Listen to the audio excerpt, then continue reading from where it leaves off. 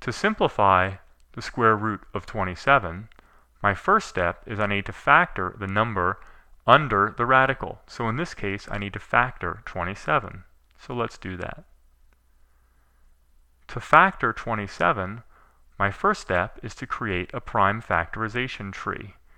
And there it is. And I see that the factors of 27 are 3 times 9, but then 9 can further be broken down into 3 times 3.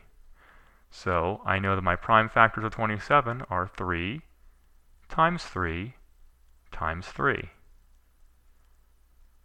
Now that I have my factors, I can use them to rewrite my original expression.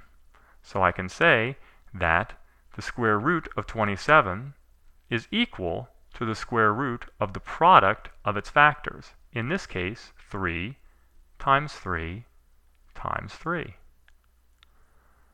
My next step is to circle the pairs, if I have a pair of like numbers. And I have a pair of 3's there. I could have circled any two pair of 3's, but I'm just choosing this one. And my next step is to cross out the pairs and move them outside the radical. So there's my expression.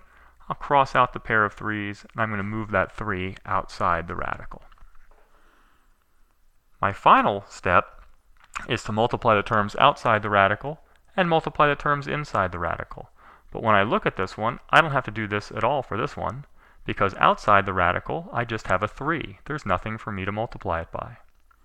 Inside the radical, I also just have a 3. There's nothing for me to multiply it by, since that pair of 3's has already been crossed out. So I know that the square root of 27 is equal to 3 times the square root of 3. And there's no way to break that down any further. That is as simplified as it can get.